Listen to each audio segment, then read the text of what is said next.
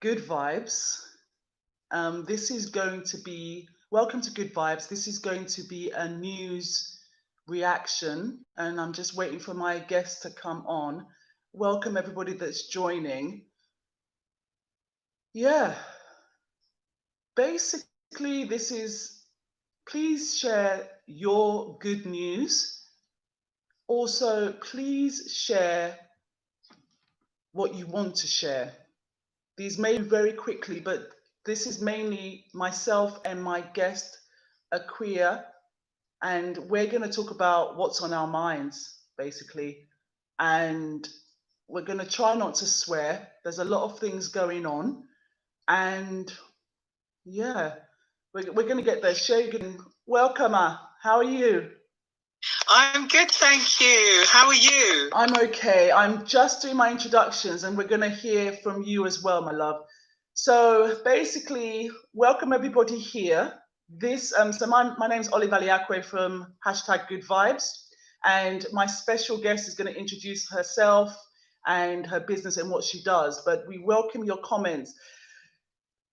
There's so much going on in the news around the world, so please share below. The main thing for this is get off your chest what's on your chest, but mainly good as well. Please share any good news, where you're contacting us from, which country. This is the Instagram crew here, and you can see our beautiful guest below me, and I'll put her connects later. And then on this screen is the YouTube streaming, and you won't be able to see AKUA's beautiful face, but you can hear her. So without further ado, special guest AKUA, please tell your full name, your details, and what you're up to, and we'll get right to it.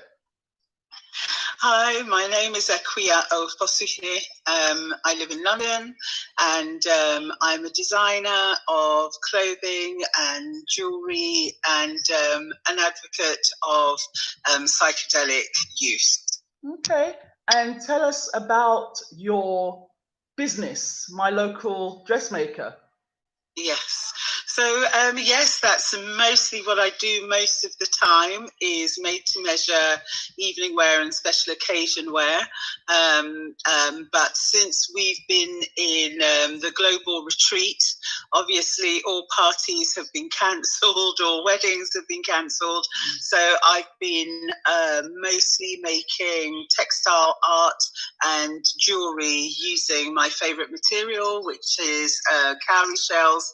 So that's what I've really been doing at the moment. Okay, so we're going to get right to it. Thank you so much for making your time. Now, so this is, bear with us everybody, my heart is very heavy. And the reason why I'm asking AKUA to come on here, because we go back a long way, and she can temper the blood pressure, that a lot of the unseen challenges, we can temper the negativity and people's internal wars and battles. And I know a lot of people are going through a lot, but the irony is people like you and me already have our shelters in the storm, in our minds, in our spirits, and being strong. And we're protecting ourselves already, social distancing for years from enemies seen and unseen that are going through their struggles, and you just seem to absorb in a micro level. It seems that individually, we're absorbing other people's tension, whether you want to or not. And now a powder keg has been lit by those who take pleasure in the suffering of others. They detonate the wicked ones, that the evil, whether they know it or not, in authority, in the different skins, they form the parts of these different bombs. They set the fuse and they throw it at innocents and then pretend they didn't start the war. So this, people, is literally a counterbalance just to release the tension and share any good in your life. It doesn't have to be big or small, but just the blessings that you can count. And I'd like you to start. What good is going on with you? Well, I think what good is going on with me at the moment is the global retreat has been amazing for my life. I didn't know that what I needed was a break from life. I didn't know that actually I wasn't able to think as fully as I needed to think while I was working all the time to keep up with it. I don't know, as you said, forces seen and unseen, you know, which I had internalized that made me think life was all about my daily list, my weekly list, my monthly list, my yearly list, all of this stuff. And actually the global retreat just gave that time to go, and reassess and to look around. So that's been the complete blessing that I think is a once in a century thing, to just be able to take that breath and kind of regroup and see what is important and everything. But then springboarding off of that, 3 weeks into the global retreat, I was talking to my sister and my brother and some friends, and I said, wow, I feel this most amazing lightness, because I haven't been in the world, and I also haven't felt that constant, sometimes loud, sometimes heavy onslaught that's constantly trying to fix me in my skin, and that wrapping being what somebody else has put on it. And as soon as I realized how light I felt, straight away came in the thought, they can't let us be like this for too much longer, even under the retreat. So I decided to monitor this to see, am I being truthful or am I making up a story? Because I could see that the system really did have its hands quite full in perpetuating so much fear and all of this stuff. So I started writing and documenting kind of like how all the news was not about us at all, in any way, shape or form. So I kind of thought, okay, how it will come, it can't come bang straight away, because they can't afford to stop keeping the rest of the population under the thumb. So I knew it would have to come in a drip, but I was waiting for it. And the first one that came was P. Diddy getting together a huge group of people in America on Zoom and starting the "this illness is killing just black people" story. So that was really interesting, because I'd been waiting, trying to see where it was going to come from. And so I watched it, and I realized it got to 1 hour, 45 minutes before they even talked about nutrition, before they talked about immunity. Most of it was, they're killing us, we're dying, we're dying, we're dying, we're dying. Who's dying of COVID? Us. You know, that's all it basically was. And I could see P. Diddy was very nervous doing it. And at first I thought, oh, he's really nervous, because by the end of it, maybe he's going to come out that he's donating £2 million worth of vitamins for the black community. No, he didn't donate nothing to nobody. I think he was nervous because he knew what he was doing, what he'd been asked to do, which was to start the triggering. So at that time, I thought, okay, so it started in words, it's planting the seeds. And I thought, okay, now we've had that, it's going to be stepped up. So the next one that came was, we heard that I think a Nigerian person had got COVID in China. And so suddenly, all of a sudden, all these Chinese people were kicking black people out of their homes and hotels. So it came firstly with the words. So I knew, okay, it's going to have to come with pictures. So I had a few people by then that I was sharing this information with. And then, the pictures came, black people being manhandled. And I was thinking, okay, we've seen manhandling. We've had the word. We're going to have to start seeing some injuries. And then we're going to have to start seeing black people being killed, because this is what they do. It's all about triggering us. It's all about re-inflaming the trauma. And there's now been, I think it's 2 now that we've seen where you actually see black people murdered, snuff movies made for us to see. And today's one, I think, was particularly triggering because personally, I had avoided seeing the first one, the guy who was running who was shot. I'm going to pause you. I'm sorry to interrupt, but basically, no, okay. I'm going to pause and give context, because it's for people watching now and in the replays. I'm going to give some context because not everybody has seen the video, including myself, deliberately to protect my psyche. That's number one. But before you go on, I just wanted to give context, and I'm gonna stick to my notes, because if I say everything I want to say, it won't be pretty. Maybe you should. So we'll see. We'll get there. So basically, to give context, AKUA is specific because there's so many public executions of African Caribbean, Asian, and minority ethnic people globally, but more shown in America particularly. AKUA is talking about the murder on Wednesday, the 27th of May, yesterday, 2020, of George Floyd, I think in Minneapolis, by 4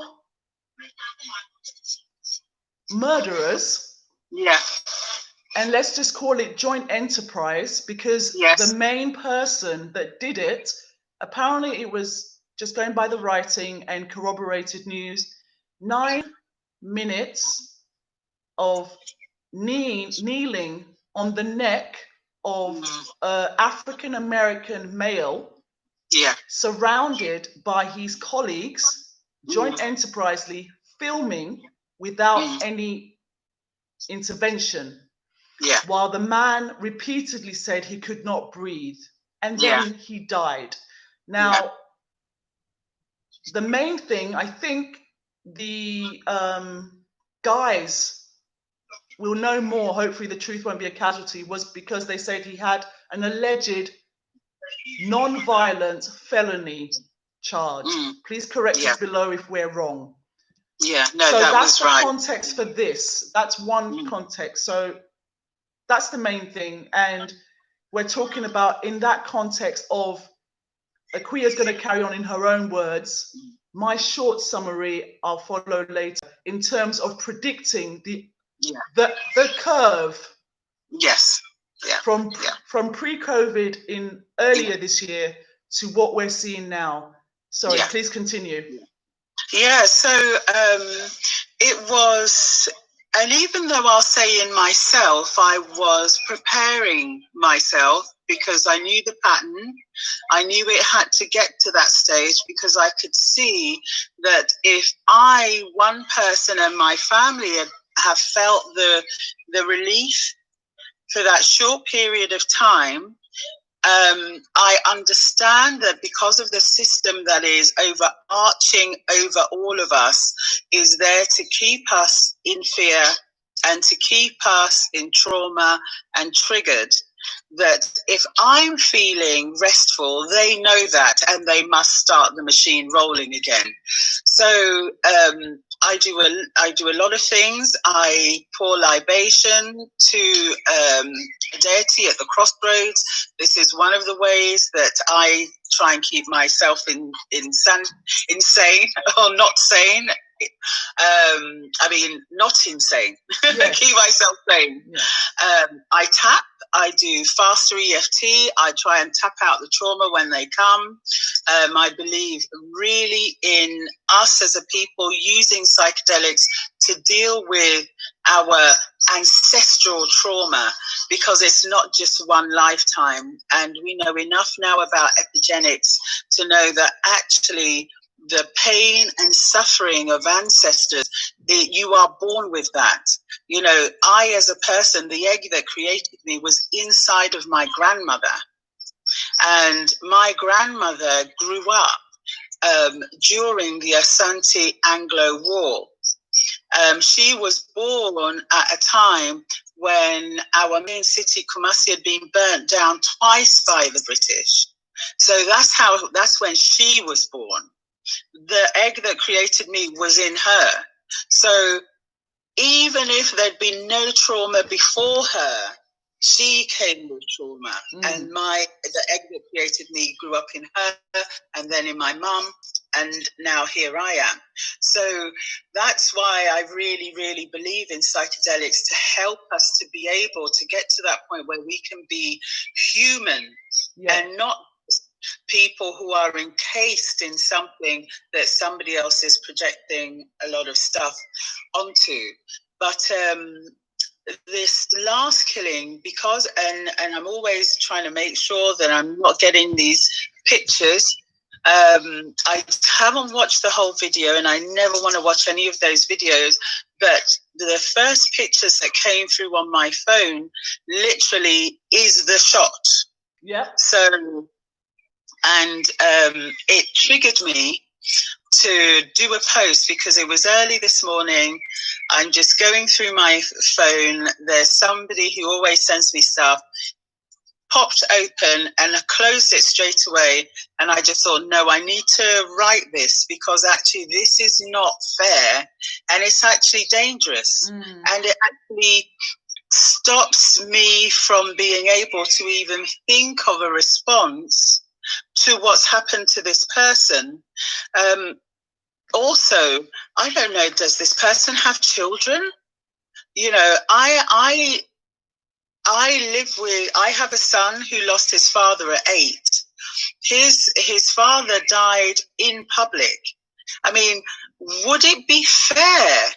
And he wasn't murdered by anybody, but would it be anything about this man's family? He's gone now, but there are those who are left. And it's just, but I also, at the same time, I really, really understand that all of us are so traumatized, and every time one of these things happen, it's really kind of like it's not just a knee on somebody's neck. It's just, this is the story of the last 500 years. The knees. And sorry, go on.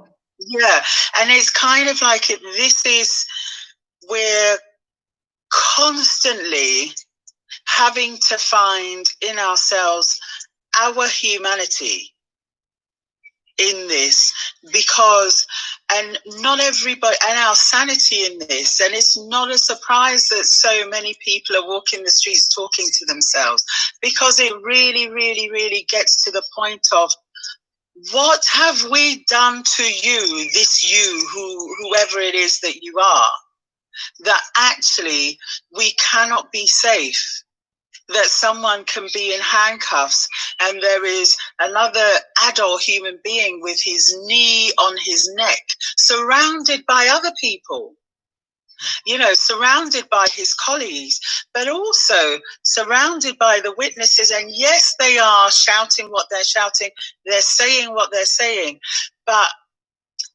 that fear that is so within us as a population means that even when somebody is literally being killed in front of us, it's impossible.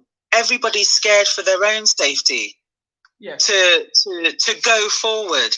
And this is the collective trauma as well of these pictures serve the interest of these people, because it's constantly saying to people, the black body is to be killed and it's okay. It's traumatizing us, but somewhere within, that's what these pictures also say. Yes. And all of it together is very, very, very troubling. But at the same time, I'm like, okay, I was really troubled years ago. So now I want a new narrative. I want to get to a space that's actually kind of like I can still breathe and I can find some kind of a solution. Yes. Because, I don't want to carry on kind of like, just being so upset. I think you have to bear with me because I'm very quick on a lot of things, but I'm going to try and keep things relatable because I want people to engage to be empowered by share your comments below, share your feelings. If it's triggering, don't. But even if it's the minutiae, so for example, to keep things relatable, to keep it simple, there are so many unseen challenges that people do not experience. So in a relatable sense, if we're not honest with ourselves as introspective, self-communication, how can you be honest with each other? It's from a small thing. And then with family members, and then with partners, and then with work colleagues, and then with extended family and with friends. These different dynamics and relationships. So I think the problem comes from if you can relate to it on a personal level, I think it can be understood in a wider context. This local, global thing. So to go back to some of the things you were saying, and correct me if I paraphrase, because I'm just trying to remember them all. Now, I really feel that if there's a threat, we are, as you say, the images, we're portrayed differently. The people who deny that it's not, Black lives don't matter. Of course, all lives matter, but not everybody knows everything. But it's specifically the reason why Black Lives Matter became a massive global consciousness as a movement after the Ferguson riots, Eric Garner, Trayvon Martin, Sandra Bland, and the countless unnamed murdered in cold blood. That's the reason. The reason why we don't know is because we are not the threat. What needs to be analyzed is, what is the psychopathy? It's not us that need to be analyzed. Why would you attack spiritually, physically, mentally, emotionally on every front someone that has not provoked you? That means it's as you said, it's a fear projected. It's a buried resentment. It's the generational trauma that people are not aware of. I do not care about anyone who says one so-called race and ethnicity is this. You're all this. All Caucasians are the devil. All this and that. That I rebuke it, because if you and I exist, that means different exists. There's wickedness in everybody, but our default setting is not to harm. So that means what it boils down to is that you are threatened by our resilience, despite everything that's thrown at us. Simple, break it down simple. Why would you keep only showing, like you said, Black bodies? But, as you said, that paralysis of fear, because if we wanted to react, we'd all be extinct. Fact. But they know we have people we hold dear. That's why we won't come out. Clash lyric, Guns of Brixton. When they knock at your front door, how are you going to come? With your hands on your head or on the bullet of the gun? We are a peaceful people. Absolutely. If we weren't peaceful to our core, I repeat, our extinction will be enabled. Yet they still come. Okay. Sorry, I wanted to move it back. Yeah. From this, and I'm sure we'll come back to it. But the topic I wanted to talk about before was John Boyega. Oh, what's happening with him? I don't know. It will come back to all of this. And I'm glad you actually brought the murders of George Floyd and others. Because John Boyega, a Nigerian-born an actor from Star Wars, many Attack the Block, massive credits. And basically, I'm going to just read out his Instagram feed that is now trending. But if anyone knows John Boyega, he is very proud. Okay, I saw him in a BBC drama a very long time ago, and he is very proud of his heritage. But he stood out in this drama, and he was an innocent boy stabbed because of a whole load of misunderstanding, gossip, and misinformation. He was the victim of that. Since then, I don't know whether it was 10 years ago, I saw features in him of Denzel Washington. The man is a warrior spirit. Like those watching, like people around the world who don't even know that in them, that phrase, if you throw us to the wolves, we'll come back leading the pack. Yeah, I like that. I'm preambling this because this is what he said on an Instagram live. Let me find it. Any racist shit is going to be blocked. If you're my fans and you love me from Star Wars and you come arguing with me about racism, you're a dickhead. Apologies if there's any toddlers. He carries on saying, there's more, but the main things he said is, I am not Hollywood. I'm from London and we have different rules.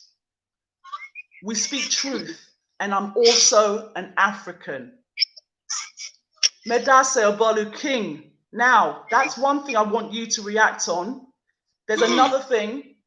Michael Rappaport is a Caucasian American actor. Find his link on Twitter. And he basically said about, he's always, like Tim Wise, like Jane Elliott, like others. This is why I say we are not all the same, because you have to trust yourself and those who would actually ride or die for you. Caucasian actor Michael Rappaport said about the murder of George Floyd and others, you would not see them going into a neighborhood and doing that to Caucasians of Jewish faith and others, anyone else. He said, execute them.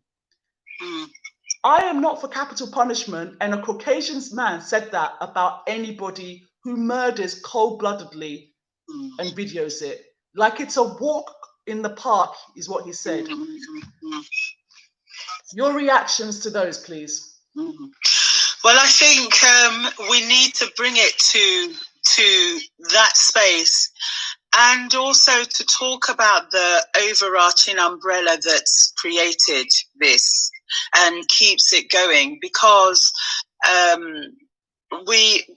it's kind of like most of the time when we talk about racism, it can very easily turn into kind of like what people have suffered in school, in work, those kind of things.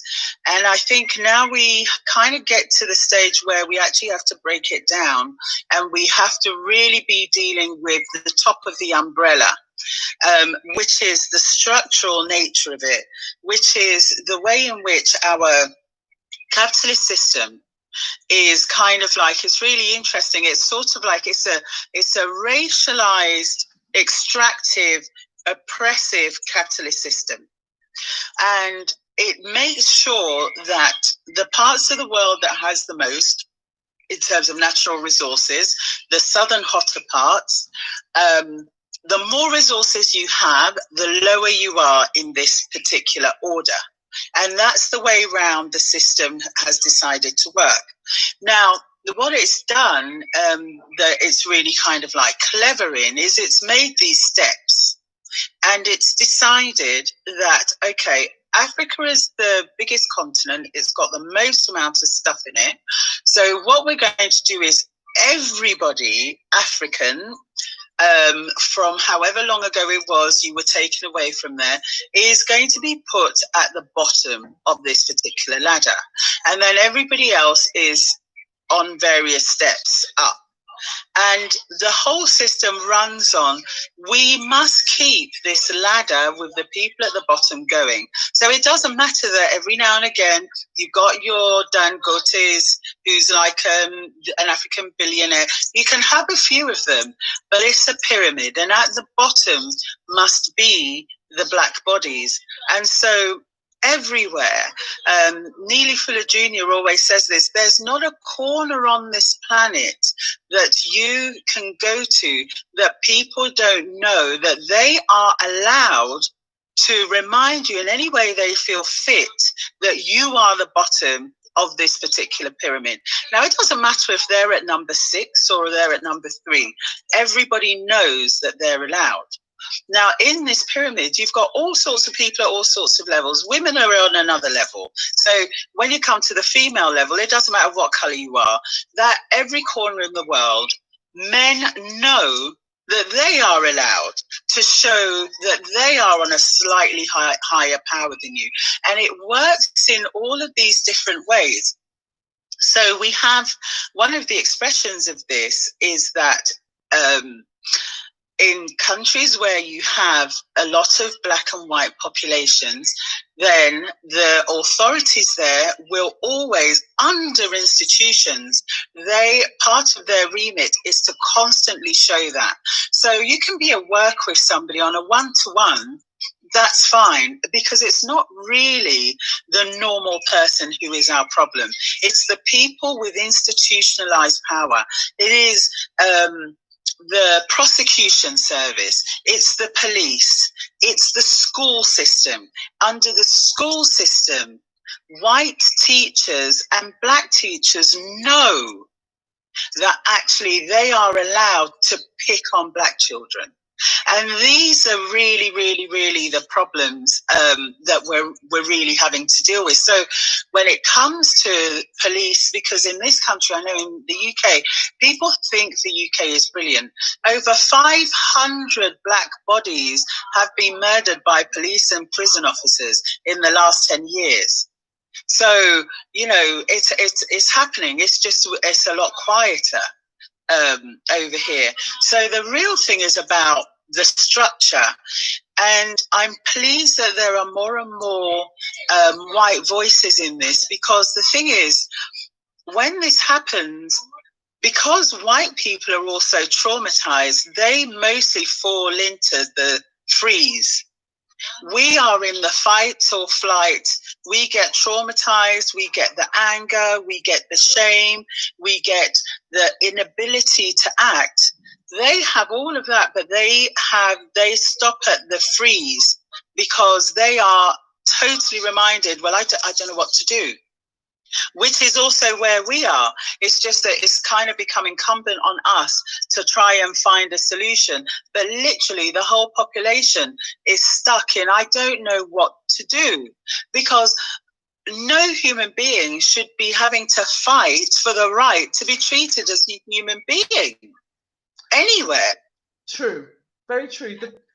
I can't remember what the 5th one is in the 5 Fs about the fight, flight, freeze. I know there's a 4th one called friend, and that thing of befriending the person, your attacker, basically. Now, my thing is, I know people don't agree with this, but trust me, when it's first-hand experience, the terminology might be different. So correct us below if I'm wrong in the terminology. I might be mixing it up. But understand that all of this kind of paralysis of fear is totally understandable. The instinct is to survive. But for me, I don't like Toni Morrison, the old clip that gets circulated and is timeless. James Baldwin. There are people, for their own survival of our own skin, who have unconscious bias when tested, they are also racist, because they actually, that fear, that conditioning of fear, they don't know it, but when tested, what can be the reason? Because they've been made to fear African Caribbean, African American sons, uncles, relations, acquaintances. If you pushed it, and it's not anything that's been done to them, but trust me, it's the conditioning. It will come to you, and then you'll check yourself. Everyone has that. It's in us, but then you either have the strength, you've either been raised correctly with the strength to fight it and not let it be your default. But this kind of thing, I'm saying there's so many multiple factors, and it goes back to maybe there's a reason of the freeze that you're talking about, because people rarely are introspective. They don't want to shoot the messenger. They won't speak truth to each other. And sometimes it's better. All of this, we're hopeful. The good that's come out of this is the community. The irony of this is, I used to ask people, what is community to you? Or I'd hear in interviews and talk to people at youth centers. They didn't think community existed at ground level, in streets, in their lives. The irony is, of course, communities and tribes were made online on what's crap platforms, where despite the fake news and the misinformation and the lack of active listening and communicating to move and progressively and forward together, and to be able to absorb the shock of these attacks, community has actually come online. The interwebs is actually good, despite the awful circumstances of all these deaths. Now, we talked about that. I wanted to go back to what you were just saying. So this is us. We talk about different things. So please add your good news below, add your thoughts. Marie John, number 8. Thanks everyone that's watching on Instagram here. She has said, I am not sure if I wholly agree about their fears of us, as in Africans and people of heritage. That is often projected, but our fear of them, of mainly those who occupy positions of power, who use it and abuse their flower. Your thoughts, AKUA? I think both statements are true. So the interesting thing is, there's a word in my language, in Ghana, when people see white people, they call them obroni, and people think it means white. It doesn't actually mean white. Obro is it's something somebody will do to you, but it's really specific. So if you say somebody has done you obro, it's a really, really deep happening, and the actual meaning is somebody who will do you wrong because they are anticipating your revenge because of a wrong they have done you previously. And that's what they actually shout out to white people. But most Ghanaians now don't even know what it means. But I think that's an exact thing the ancients understood about that kind of power-hungry white psyche that exists. Because as we know from, history, dictators are very fragile. And this is what we're talking about. It's a dictatorship. Dictators are very fragile. They see enemies everywhere. They expect revenge all the time. And so the system is, at the heart of the system is this word, obro. It must keep oppressing because it imagines that those it oppresses have to be like him. They must be planning a revenge. So let me keep my knee on their neck. This is the problem of the whole thing, really. So they fear us in that way.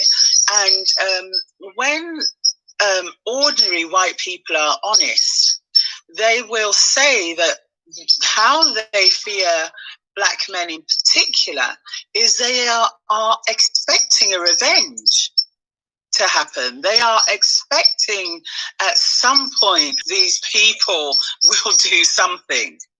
And this is their fear. It's not really a fear of something innate in blackness.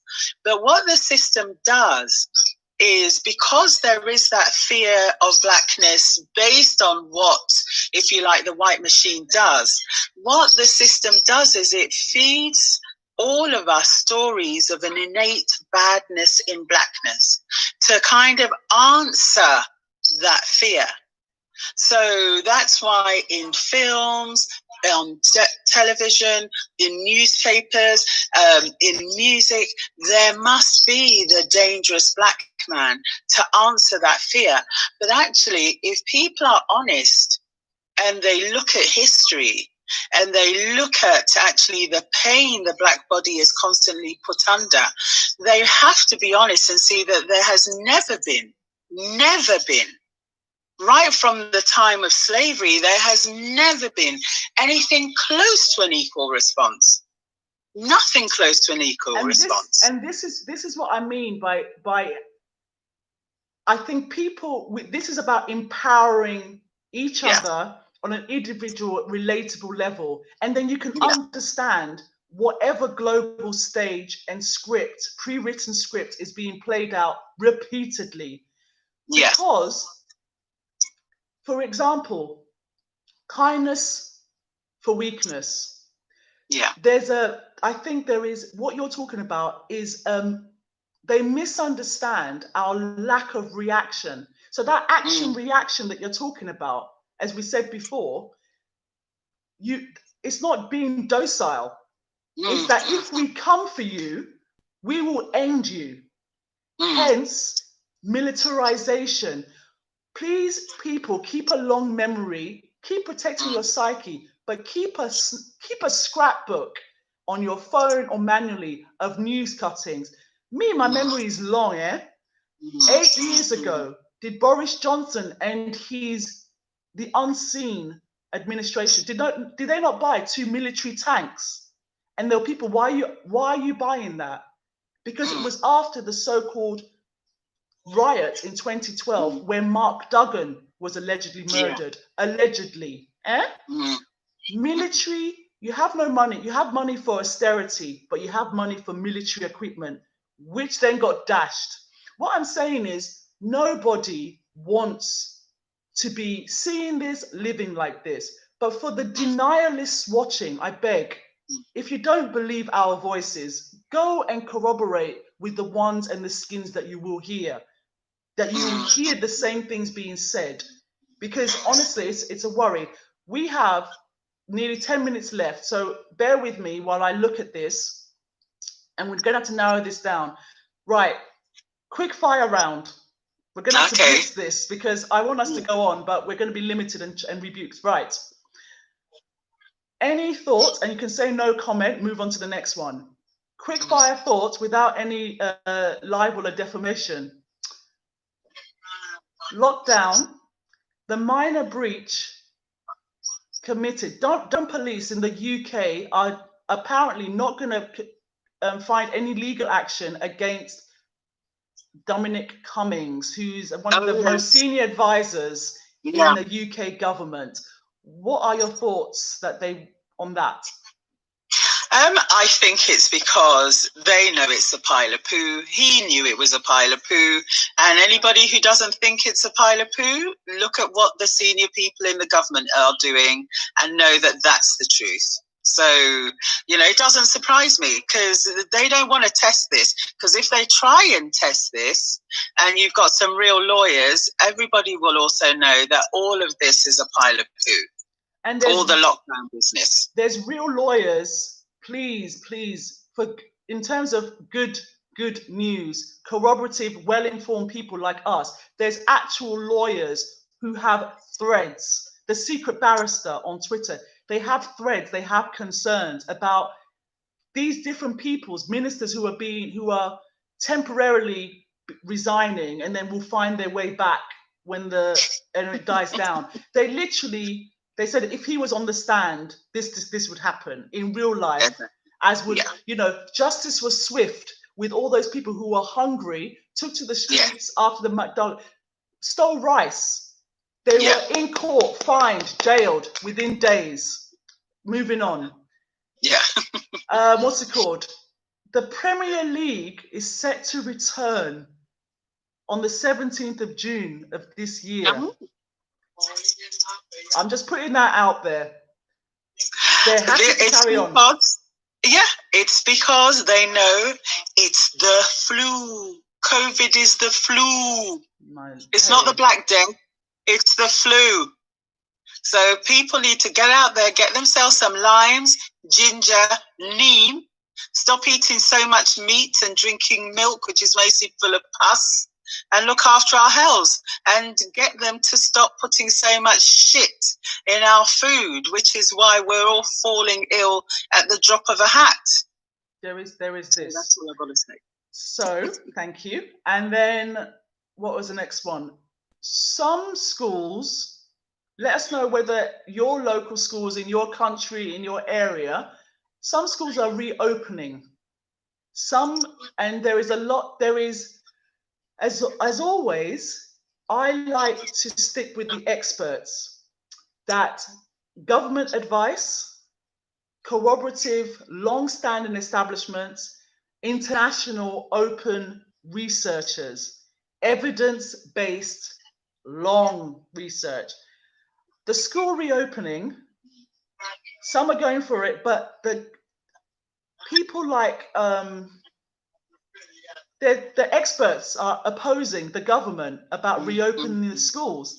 Now, for me, what are your feelings on this? Because I want to go where the experts are, and then we make a decision, make an informed decision, not guesswork, not misinformation, not whatever wahala diabolical drama that's happening in your head and you're making it as fact. Expert, former government experts, the health services that they went to, they're blaming that now. Then public health, they're blaming each other. So when it goes wrong, who are we meant to believe? Your thoughts? School openings? School openings, now I've got kind of two answers. For any original African people, keep your children at home. If school was the best place for you growing up, psychologically, mentally, educationally, you might have a different answer than me. But I think us as melanated people, we've got to start putting our money where our mouth is.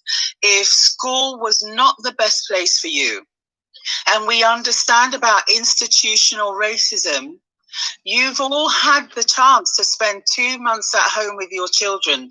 If you feel like you can't afford it financially, find another 3 families. Between you, one person having 1 day off a week, you can educate your children. A child educated at home actually only needs about 3 to 4 hours max of sit-down education. They don't need any more than that. I think we're talking about changing the world. We need to start with what we can control. I think schools, especially secondary schools, are a place where we are taught to be stuck in our skins. We are taught how to absorb racism. Don't do it.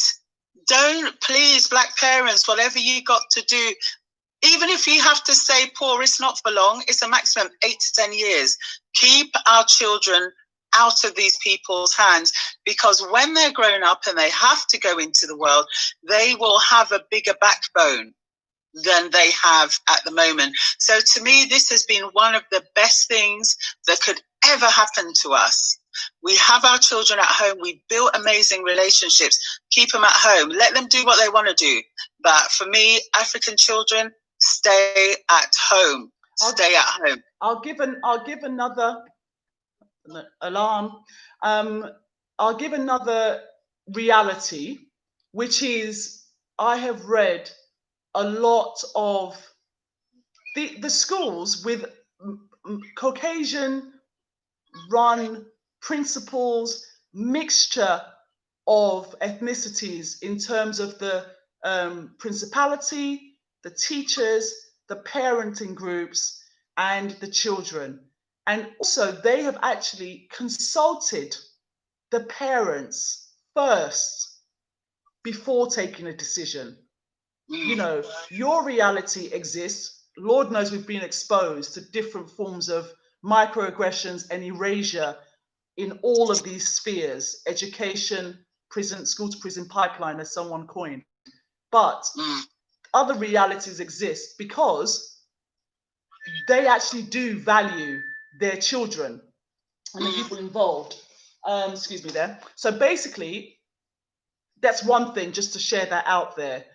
It's a very, I do agree with you in the extent that it's a valuable time. We have had our daughter at home, and she has been, her expectations were managed from the start. You know what I mean? And there were codes going around, but the absorption has been less because we've always been careful because of flu and cleanliness and being careful anyway, you know. Then basically holding on to that and explaining to her, schools are closed because of these reasons. We can't go around the corner for play dates this week because we're staying away. But irrespective, when the cases go much down, we are going to keep social distancing. That's it. I'm talking about friends and families. I disagree with you about the family and friends. Not all are reliable, not all are thorough in terms of, oh, I'm just going to this family. I'm just going to that family. Obviously, you're going to choose people that are going to work with you and are of the same mind. You're not just going to dump your children. Oh no! Let me rephrase. Let me rephrase. I mean, in terms of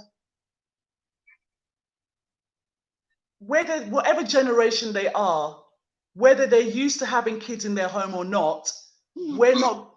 Even if they live next door, our child is not going next door with their kids because you cannot maintain the social distancing because they're always busy.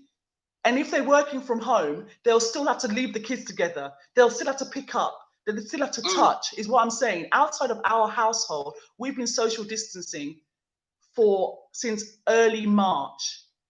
And it's going to maintain till afterwards. But even if we had the support, which we don't need, but I know what you mean by that, but it's just that people aren't as consistent in terms of adhering to the social. Do you see what I mean? Whether they love you or not, there will be a lapse. And if you try and share, if Oprah said the same thing as we are saying, people will listen to it. They won't listen to us because there's too much truth and they don't want to be told anything, even though when it's done out of love. You see what I mean? It's a difficult thing. And I wish people the strength. Now, this is good. You have been amazing, but please, please, please share more about yourself, how people can connect with you, what you are doing. I haven't got any of your beautiful clothing that you've made for me over the years on, and I was going to wear my cowrie pieces in there, but I want people to check out your links. Please share below how they can connect with you and what you're up to. Oh, sorry, one last thing I forgot to comment on. I'm so sorry.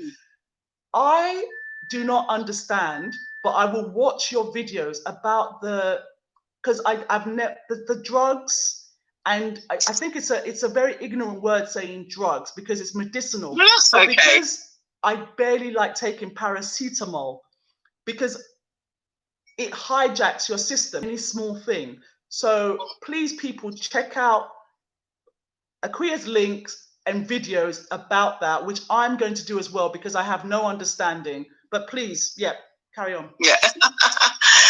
Yes, so I can be found as my local dressmaker, but also as my name, AKUA OFOSUHENE. And on my Facebook, under my name, AKUA OFOSUHENE, that's probably got a mixture of everything. On YouTube, there is a lecture that I gave that does talk about psychedelics, and that was with the breaking convention on psychedelics. So, and actually, if you just put in psychedelics for healing, psychedelics and the African family, some things may come up. But I am doing a Zoom on Saturday, so I'll send you the link, and that's going to be talking a bit about what we're talking about, but also how and why we think melanated people really should start looking at psychedelics as a way of being able to deal with that deep trauma. We haven't got 7 years to sit on a psychiatrist's couch about some things. We've got this one lifetime, and there are compounds made by nature whose jobs are for this, and this is how they've been used before. Mostly the church and local modern medicine outlawed these compounds because they change people, and the system doesn't want us to change. Well, there's a lot of people out there that really need to find their true nature, because it's ugly, but when you face it and communicate with each other, move past, you get to a better place. AKUA has her ways. I'm going to check out the videos, but I just think open, honest communications with each other, each other, your close circle, to be able to connect in the wider thing. If you can't connect, and you know, everyone's got their unseen challenges every day, but also there's the unseen good. Please share that. You know, and if you need it, just be for yourself. I swear down, I've been dreaming about a goosey soup, food, a silent retreat with a library, a beach, and no Wi-Fi. But that was before all of this. Now, if anyone wants to sponsor me and my close people for one silent retreat, and we'll come and house sit for you when we can fly again. But thank you so much for your time. A couple of comments. Thank you everybody for commenting and watching below on Instagram here, and you can watch it on YouTube here. One from, I hope I'm pronouncing this properly, please forgive me if I'm not, is Tutiet or Bontu, responding to our earlier comments, institutional and structural Afrophobia. There's a link in there for the UN, United Nations, for those that don't know, UN International Decade for People of African Descent. And also there's info there, basically internally used Afrophobia, internalized Afrophobia. We can heal from internalized Afrophobia, which is true because Anyway, comment below, comment on underneath the YouTube page. It's amazing. Last word from AKUA. Just to say, everybody, look after your mental health, whatever it is that you need to do to really get this out of your system. Because one of the things I really did want to say, and I totally forgot, is just that when you're traumatized, literally you can't think straight and your immunity goes down. And that's one of the reasons why they keep re-traumatizing us. So we cannot think straight and we are more prone to illness. So it's so important that whatever it is that you do to get rid of trauma, this is why I tap, this is why I'm into psychedelics. You've got to do what you've got to do, because it's only when we can think that we have the smallest hope of being able to shift the next generation out of what we're having to go through. And that's really important. Obulu Medase, thank you. Really, thank you. We could go on, but I really feel that people should actually, when you're talking about childhood trauma, be kind with your words, sit still and don't shy away from the childhood trauma and things that you have done. Action, reaction, be honest, stop taking out your frustrations on other people, and then you have a chance. Peace to everybody. Take care. Thank you. Thank you. Thank you. Thank you. Thank you.